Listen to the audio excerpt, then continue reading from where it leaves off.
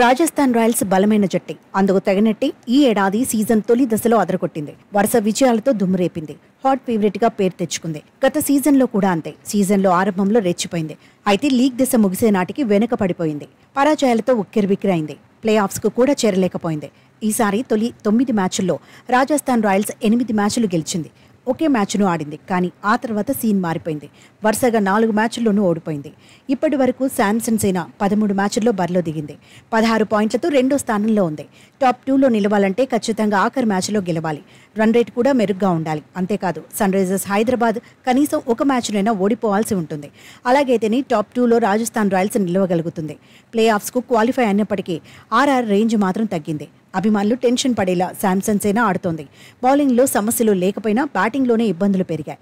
Buttler లేకపోవడం కూడా ఆర్ఆర్పై effect చూపిస్తోంది. మిడిల్ ఆర్డర్ సమస్యలు పెరిగాయి. 5వ స్థానం నుంచి 8వ స్థానం వరకు ఇప్పటికే 7 ప్లేయర్లను రాజస్థాన్ రాయల్స్ బరిలో దింపింది. ఈ స్థానాల్లో ఎక్కువ మందిని ప్రయోగించిన రెండో జట్టు రాజస్థాన్ రాయల్సే. అయినా సమస్యకు పరిష్కారం దొరకడం లేదు.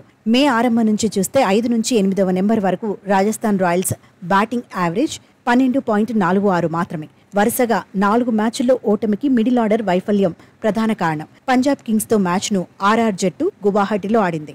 రాజస్థాన్ రాయల్స్కు ఇది హోమ్ గ్రౌండ్. సీజన్లో గువాహటిలో తొలి మ్యాచ్ కావడంతో పిచ్ను శాంసన్ అంచనా వేయలేకపోయాడు. మంచు ప్రభావం ఉంటుందనే అంచనాతో టాస్ గెలవగానే శాంసన్ బ్యాటింగ్ ఎంచుకున్నాడు. పంజాబ్ కింగ్స్ కూడా టాస్ గెలిస్తే బ్యాటింగే ఎంచుకోవాలనుకుంది. కానీ స్లో పిచ్పై రాజస్థాన్ రాయల్స్ బ్యాటర్స్ ఇబ్బంది పడ్డారు. పంజాబ్ కింగ్స్ పదునైన బౌలింగ్ను ఎదుర్కోలేకపోయారు.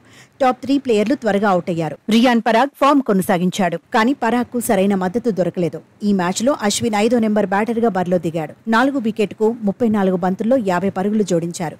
ఈ సమయంలో సీమర్ల బౌలింగ్లో 2 4లే వచ్చాయి. అశ్విన్ ఇన్నింగ్స్లో 3 4లు 1 సిక్సర్ ఉన్నాయి. అయితే స్పిన్నర్ల బౌలింగ్లోనే 4లు 6 కొట్టాడు. ఓ దశలో రాజస్థాన్ రాయల్స్ 92 పరుగులకు 3 వికెట్లు కోల్పోయింది. కానీ 10 బంతుల వ్యవధిలోనే మరో 3 వికెట్లు కోల్పోయింది. మొత్తంగా రాజస్థాన్ రాయల్స్ ఇప్పుడు మిడిల్ ఆర్డర్, లోయర్ మిడిల్ ఆర్డర్లో ఇబ్బంది పడుతోంది.